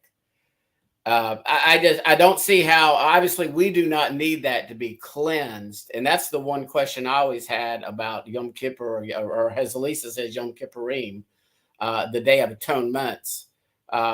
That you can't really have the full temple ceremony, the ritual of Yom Kippurim without the ark. Like even in the second temple period, the high priest had no ark and no mercy seat that goes, to perform the Yom Kippurim. You can have the temple building, but if you don't have the altar, you cannot do certain things. If you don't have the ark, the ark doesn't matter. Oh no, for Yom Kippurim, you have to have the ark according to Torah. According to Torah, you do. Don't you have to but sprinkle if it's not the there, blood? if it's not there, you still can sprinkle in the Holy of Holies. It doesn't matter. What made it the Holy of Holies, though? The sacred space that God said this is Holy of Holies. But wasn't so? You don't think the ark has to be located for this to occur? Now, I'll tell you one thing, though. If it is located, oh boy, I got to tell you, that's going to be the most. Let me put it to you this way. Right now, we temple people, we are basically being canceled out. That's the reality. Temple people, we are being canceled out. And you know what I'm doing? I'm just preparing myself, reading, studying, going to Israel, researching. I'm waiting for timing. When that red heifer slaughtered, a lot of people are going to be really interested in what we have to say. Because then they're going to be really confused.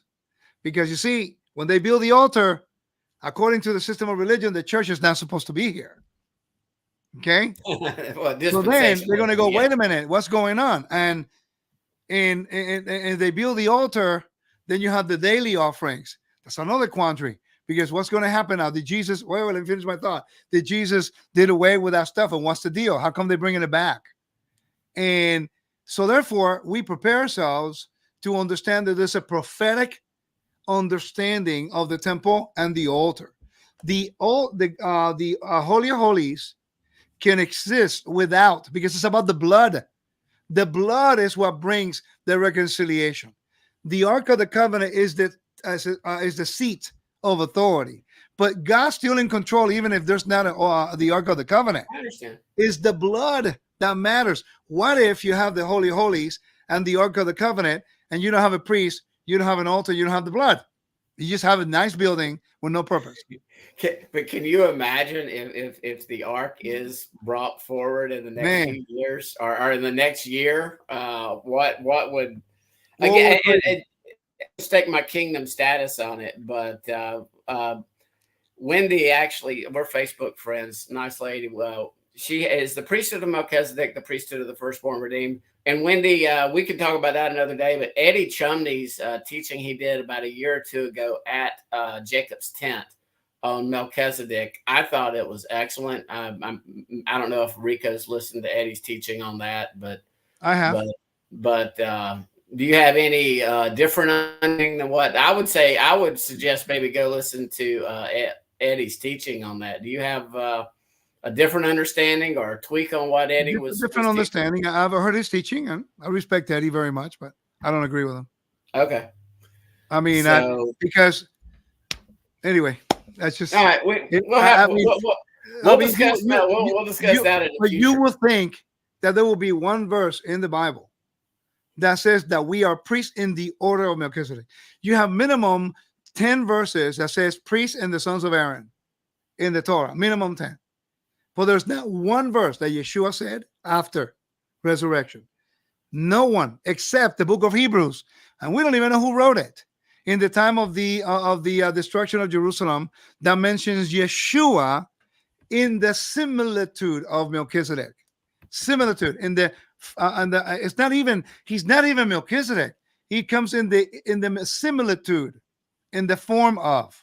And by the way, chapter 10 tells you that he did that once and for all. And now he's sitting at the right hand of the Father. So he is a priest in the order, but he's not officiating anymore because he already did that once and for all. But there's not one verse, and this is my premise. My premise is this. Where in the Bible, in the New Testament, do we have one verse that says that you and I are priests in the order of Melchizedek? I don't believe we are yet. But wait a minute. The book of Ezekiel says that we're going to be in the order. The sons of Aaron will be restored again to the temple. Mm-hmm. Yes. So does it say anywhere in the book of Ezekiel and in the prophets that the kingdom is going to be a kingdom of Melchizedek priesthood? Nowhere. Again, I have not done a deep study on it. I would say I have.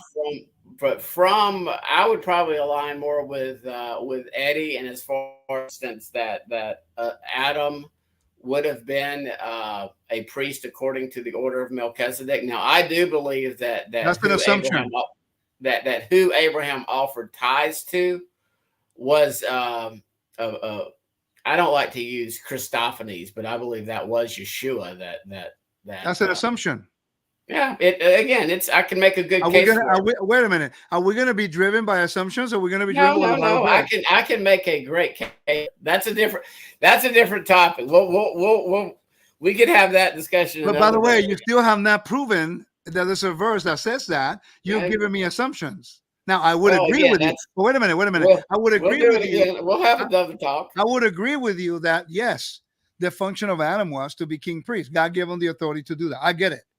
But I cannot go to the stretch that it was Melchizedek because the Bible does not say that. Now, it wouldn't bother me if Yeshua returns and say, hey, by the way, Adam, he was a priest of Melchizedek. Not a problem. I don't care.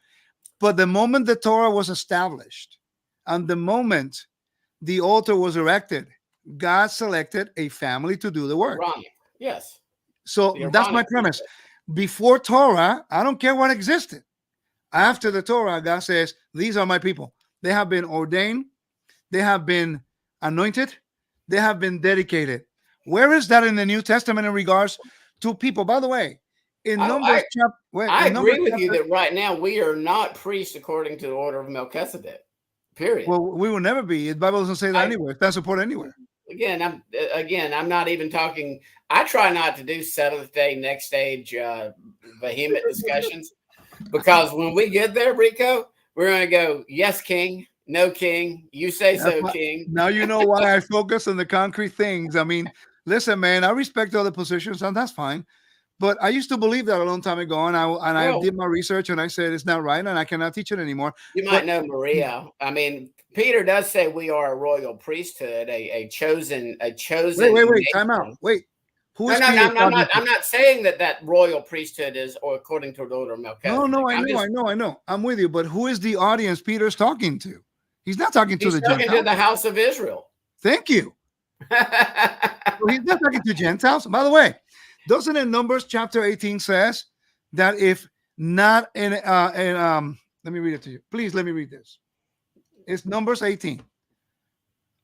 When people talk about the priesthood, I would like for them to consider going back to the temple on this. By the way, listen to what it says.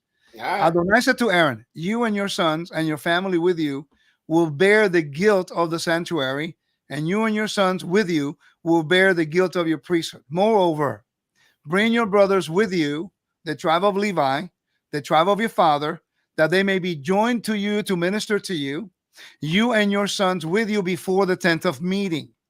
They will keep your responsibility and the responsibility of all the tent. Only they may not come near the vessels of the sanctuary and the altar. So both of you and they will not die. And they, watch this, and they will be joined to you, and they will keep the responsibility of the tent of assembly for the entire service of the tent. And a stranger may not come near to you. A stranger. If a stranger touches this, it dies. You know what the word stranger means there? Zar, an illicit person. Where has any Gentile grafted into Israel, becoming Israel, had the right to do any of the blood manipulation in the temple? Never. So what makes us think that's going to change? I don't. Okay, good. Here's the part that's interesting about Torah. Okay, and this is where I do agree with Eddie.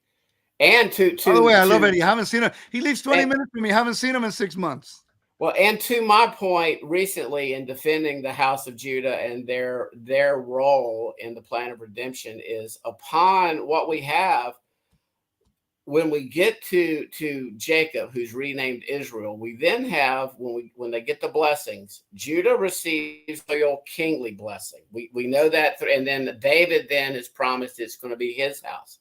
Ephraim and Joseph received the firstborn blessing, and that, to your point, Rico, Levi and the direct descendants of Aaron received that Levitical priesthood and that Aaronic priesthood blessing. In other words, the roles, those three roles are split up. I believe they're obviously unified in Yeshua, but as far as what we're talking about I don't think that ever changes until the heavens and the earth pass away.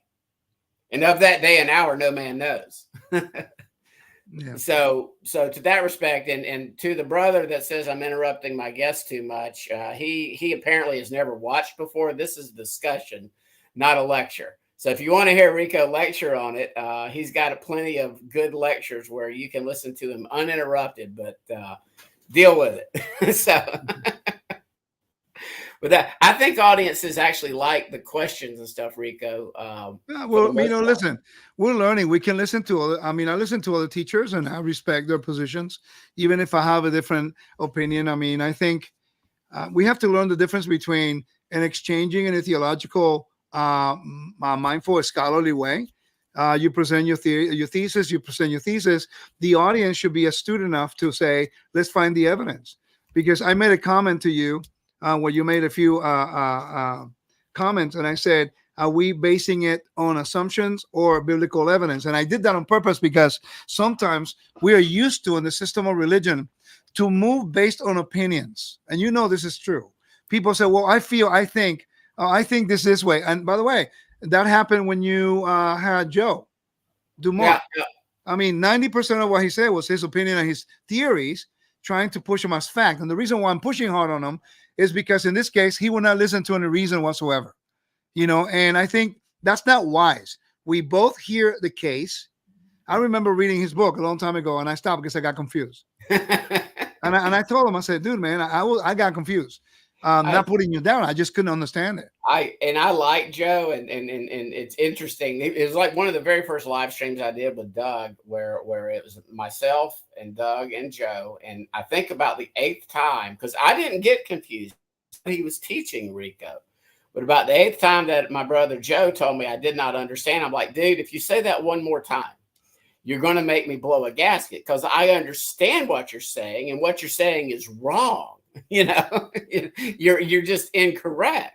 And on certain topics, we might disagree. Maria's like, Maria, we're going to have a discussion maybe with Rico on a future day on Melchizedek. Today, I really want to talk about.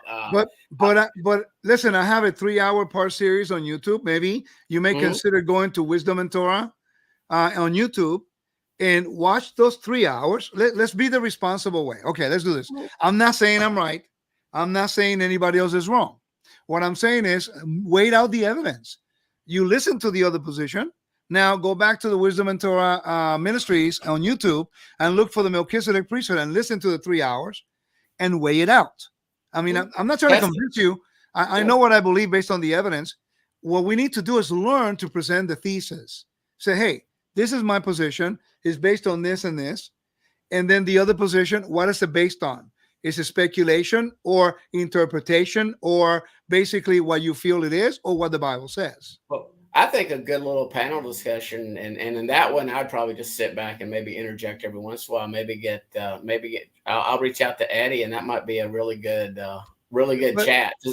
I don't know. It's just, I think it's best for people in their time to basically wait out the evidence. We have our information out there. I mean, I'm not trying to say I know more than Eddie. Eddie even know more than me. He's been doing this a long time, and I respect him dearly. But there's some things I don't agree with him on, and that's okay too. And that's perfectly fine.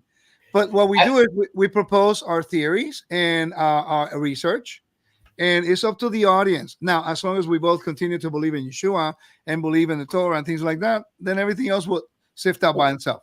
I want to finish the whole thing about the red heifer here. Yeah, go ahead. All right. So let me try to catch it again. You keep asking me a different question. Go ahead. Red heifers. Yeah. All right. Are we going to stay with the red heifer? I'm not going to interrupt you until you tell me you're done about red heifers. Okay. So there are steps that we need to consider. All right. When we look into this, you need to consider the steps. Because if you don't consider the steps, and I won't be able to go through the teaching, but there are certain things. You need, for example, the Temple Mount. We don't have the Temple Mount yet. Okay, I think, my opinion, I hope I'm wrong, but my opinion, this war is going to continue to escalate. The Muslims are going to make one big mistake that we're going to really get the Jews more upset than what they are. And then all hell's going to break loose, and then we'll take the Temple Mount. Now, what's interesting is, if we take the Temple Mount, when we take the Temple Mount, then we already have the ashes of the red heifer. Now, let me tell you this. If they manage to slaughter the red heifers, 1 or 2, I don't know how many, before Passover next year, and by the way, if they announce it, I'm going to be there, God willing. That's a game changer that every so-called prophecy teacher must consider changing some positions in their theology. Everybody in prophecy will be challenged. Just like in 1948, when the Jews came back to the land, and many people had to change their theology and prophecy. Next, we have to have the altar. The altar takes 8 days for purification. But you need to know where it was, because you cannot build it anywhere you wish. It has to be in a particular place according to halakha. Okay? It cannot change. So who are the people who know where the altar is? You need to find out, because if the altar is not in its proper location, it's not legit. This is another thing. You need to study the temple to know this, and a little of archaeology and topography. Yes. I was going to say, I totally agree with you. And when Yeshua says in Matthew 24, when you see the abomination standing in the Hagios, the holy, the Kadosh, topos is a location. Correct. The Greek word is not. It's not the Greek word that means a literal structure. It is a location to your point. So anyway, well, this whole area is holy. They just have different elements, stages of holiness. This is holy, but this is holier. That's holier, and not the holiest of all. That's all it is. But the whole area is holy. It's a location. I agree. All right. So then you measure the altar. Hanukkah is 8 days, but it's 9 branches, because one of them lights the other ones. Okay. Hanukkah is a celebration of the dedication of the altar. It takes 8 days. They celebrate it like Sukkot, because for 3 years they could not celebrate Sukkot. So therefore, there's not, for example, Hanukkah is not a feast. So therefore, you don't say Chasameach. It's not a feast. It's a day of remembrance of the fulfillment of the prophecy in the book of Haggai, and then later on how the Maccabees retook Jerusalem and dedicated the altar. Very important. So it requires the dedication of the altar. I believe that date, that time frame, is important in prophecy, in my opinion. Okay. Yes. Now Amen. you have the dedication of the altar. The altar takes 8 days to dedicate. So that means that they cleanse the area, they build the altar, they already have the stones. They already have it in the Temple Institute. I've seen them for myself. So they got the stones already. With the ashes of the red heifer and the waters of purification, you sprinkle that or whatever, but they don't need that for the stones. Stones does not acquire ritual impurity. Okay? So therefore, you start the altar. It doesn't matter how big it is right now, as long as it's an altar. Then you start the tamid, the daily. The daily. That Joe always talks about, that he never wants to talk about the temple in connection. How in the world can you connect COVID with the tamid when it's actually a temple language? And I'm thinking, really? Consider looking into the proper context. Okay, so now, then you have to have those things being reestablished. That means that you need a Sanhedrin council. According to Deuteronomy 17, that's a judicial body composed of Levites, priests, and Israelites. You need that according to the protocol of the temple to make major decisions on holy things. All right. Then you need a priest, and you need the Levites and the high priest. We got all those things already. All we need now. About Judah, the house of Judah does right now. I missed the first part. I said, when you say we, are you speaking of the house of Judah, the Jews? In Israel, they have that already. Okay. They already have people trained. They already have the stones of the altar. We already know where the altar was. We know where the temple location was. We know where the cisterns were. What's his name? Charles Wilson, Conrad Sheik, all those great archaeologists in the 1800s from PLF, Palestine Exploration Fund. They did all that. We got all the evidence. We got all the stuff. Now, it's temple researchers who know about the archaeology and the topography that now can go in and says the altar was right there. Now they start building it. Question for you. Is it where the Dome of the Rock is now, or is it off to the side? Is it in front of it, behind it? What was? The altar? Yeah, the altar. No, the building was where the Dome of the Rock is. I'm asking the location for the altar. Is it where the Dome of the Rock is built right now? I'm trying to answer that. Yeah, I'm trying to answer that. The Dome of the Rock is here. And in front of it, there's a big area. That's where the altar was. Where the Dome of the Rock is, that's where the temple building was. Okay. Okay. I mean, look, people say, well, this is the latest theory, though. They say this. Well, we can put the Dome of the Rock. I'm going to look. You're sitting east, okay? So you're east right there. I'm looking west. I'm on the Mount of Olives. Right. This is the temple. Oh, the Dome of the Rock will be right here. And they say, no, we can build the temple on the north of the Dome of the Rock. Well, you can do that now, but you could not do that during the time of Solomon, because you have what is called the Fosse, and you have the Bethesda Valley that was filled in by Herod to make that whole area that we have today. So you cannot move the temple. This is not a political thing. It's a God thing. You want to ask me something? Oh, I was going to ask, this is more like me speculating, interjecting. I do believe Yah has a sense of humor. Obviously, we're created in his image.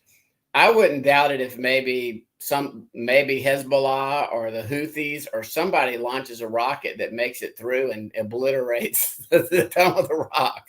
That would be so ironic, wouldn't it? That would be so ironic. Hey, we want to bomb Jerusalem. Boom, they destroy their own place. Yeah, so, that's what I mean. I wouldn't doubt it if that happens. Or it could be like you said earlier, and I'm in speculation mode right now, theory mode, that Judah, the house of Judah, the current nation state of Israel, kicks Islam butt and just says, no, we're going to do what we want to do. I hear you. I hope so. So really quick, because I have to leave in a few minutes. I have another teaching I got to teach on later. So we got the red heifer now. We got the ashes will come when they do the slaughtering.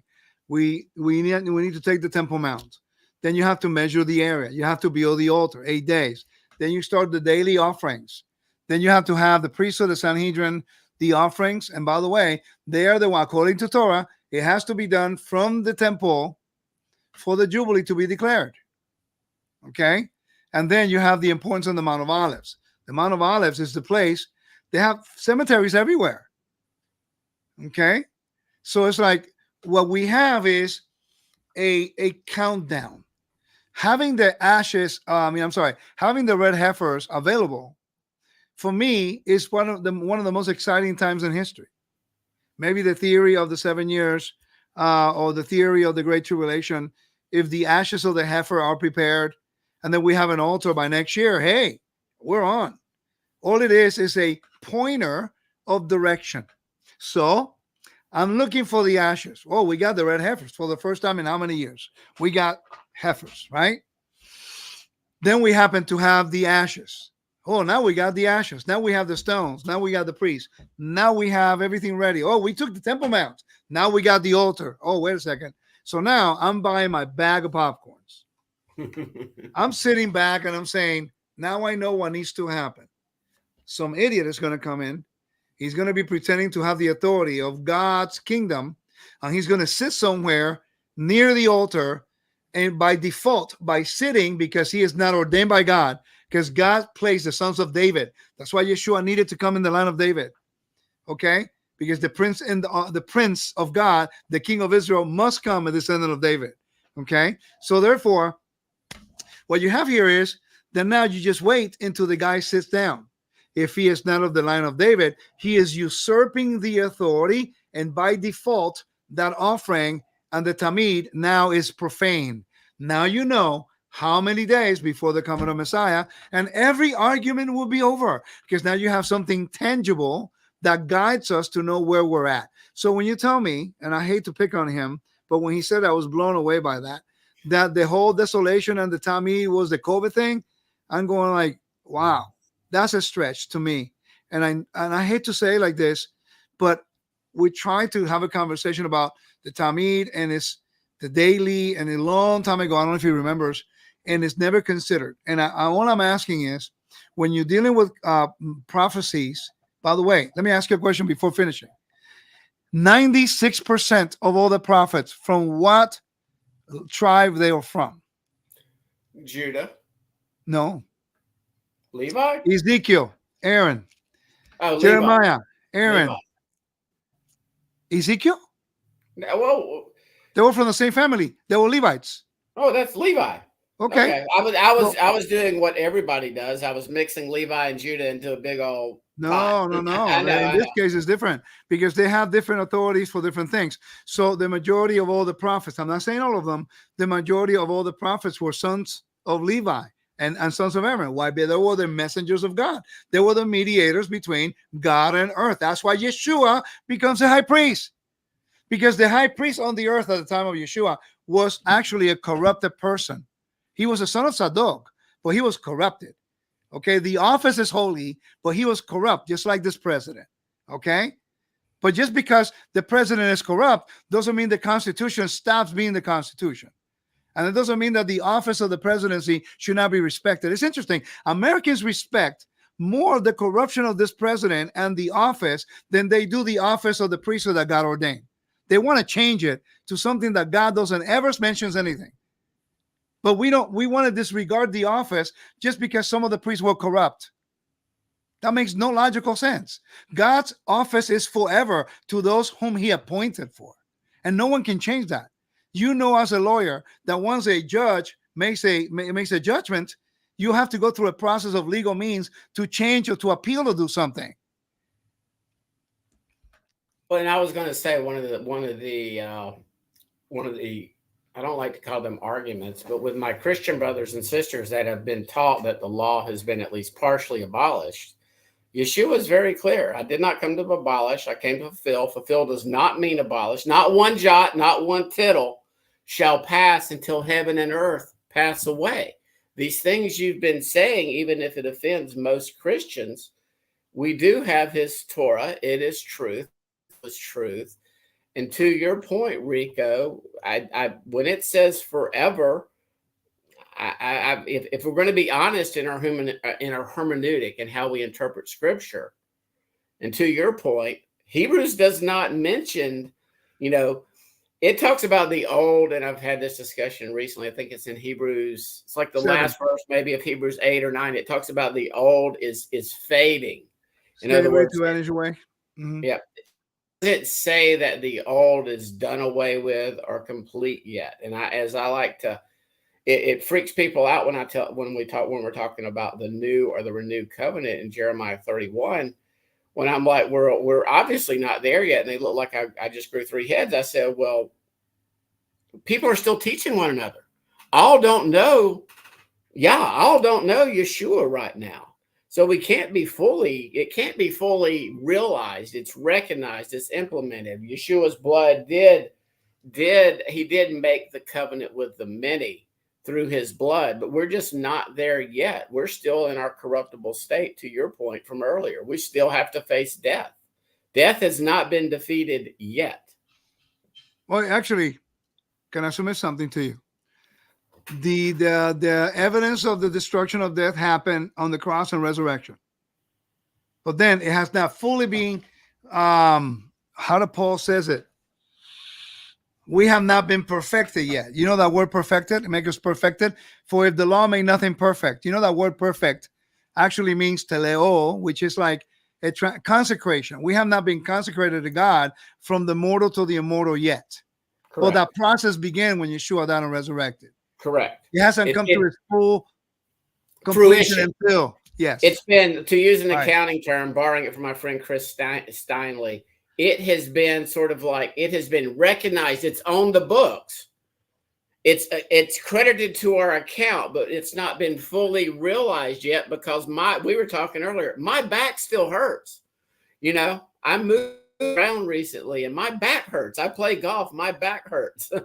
Well, understand that we are in a transition, and that's why in Ephesians says that we are sealed unto the day of redemption. In other words, we are sealed as God's property, and if we die before the coming of Messiah, he already promised us that he will deliver us as he did his son.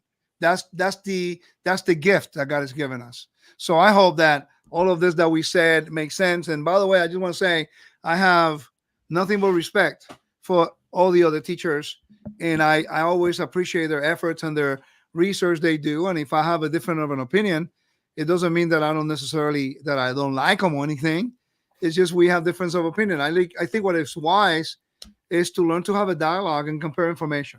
Sometimes we have a trench and we establish and we dig our own trench and we don't want to get out of it. No, even if somebody drops a bomb in it and I'm telling you, hey, somebody dropped the bomb in it, please get out. No, I like my trench. And I think there's a problem in the movement in which we cannot really sit down together and dialogue and compare biblical information in context. And to that point, Rico, I believe it's important to be able to have discussions and to disagree.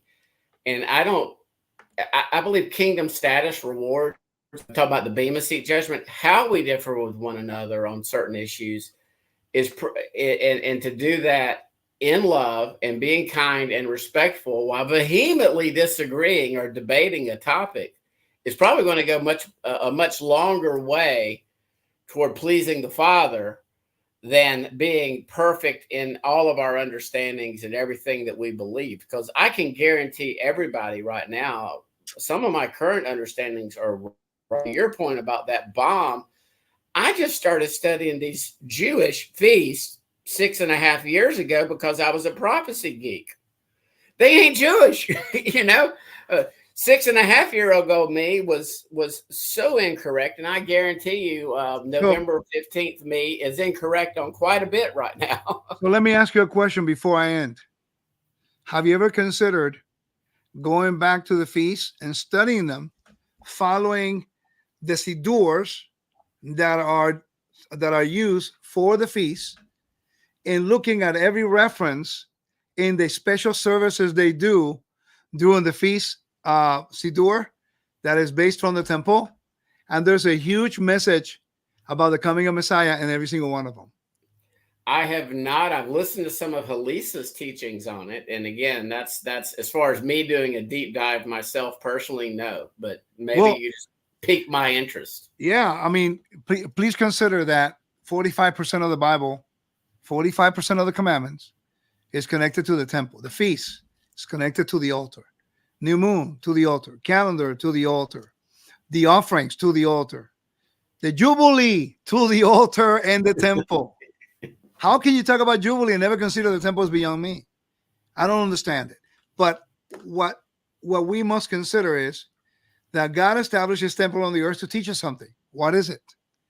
The Bible tells us this purpose, but we refuse to look at it, but then we have an opinion about it. And I think that's unfair. Let me give you one last comment. I practiced martial arts for years, 30 years now. And I'm a master in 3, and I'm learning 2 new ones from scratch, jiu-jitsu and catch wrestling. And I struggle with techniques. I'm 57 years old. Sometimes I'm rolling with a 20-year-old, 23-year-old, 30-year-old, and I survive. I do quite well 90% of the time. But there are times when I get caught in a technique with all of my experience in combat arts that I did not know. And I thought I'm ready. I'm stronger. I may be maybe a little quicker against certain people. You know what I do after I finish? After I got beat? I don't get upset anymore. I did that the first 6 months because my ego got on the way, you see. So I thought, hey, man, I'm a master, so I should not be losing. But then I changed my whole mindset. My wife taught me, let your ego be your master. I'm sorry, do not let your ego be your master. Don't let your ego be your master. Let your ego be your servant. Great teaching my wife gave me. And I began to look at these guys, and I'm thinking, how in the world can you be better than me? And when I've been practicing self-defense for so long, instead of me saying, why is he beating me? I said, hey, how did you beat me, and can you teach me? And when we began to exchange information, it became an exchange of valuable experience. They teach me what they know. Now I'm learning what they know, knowing that they don't have the experience of all that I know for 30 years. Eventually, I'm gaining more than losing. I lost in a game that cost me nothing, but I've gained knowledge that will keep me now longer, adding to all the information I got. And the temple is that. The temple is that foundation. You learn most your defeats as opposed to your victories, and so same thing in our studies. Yes, sir. Yes, sir. It's you when I was a young lawyer and got the floor wiped with me by some old wily lawyers, and now sometimes, hey, I've got a job to do, and if I've got a young lawyer making dumb mistakes, I'm gonna let them do it in the courtroom, but I'm gonna go talk to them after court is over and go, listen, here's what you did wrong. Okay, showed your hand too early. You did this. You should have never said this. And that's an older lawyer with some experience in the courtroom and everything. Teaching a young lawyer some new tricks. Experience, and we all learn. And many people start teaching right away without going through the process. I was blessed. I had great men taking me under their wing and teaching me. I have to run, man. Thanks for having me, bro. You are more than welcome, Rico, and I appreciate you coming. You have a blessed day, okay? All right. Shalom. All right. See you. Hey, and everybody, thank you. And that is one reason actually why I don't really do teaching per se. And that's why I always just have a guest on and like to talk as opposed to doing the monologue. There are too many right now so-called Torah teachers that it's as if they never read 1 Timothy or the last chapter of Titus. So beware out there. Test everything Rico said against Scripture. Test everything that I ever say. Definitely. Shalom, everybody. Y'all have a blessed rest of your week. Bye.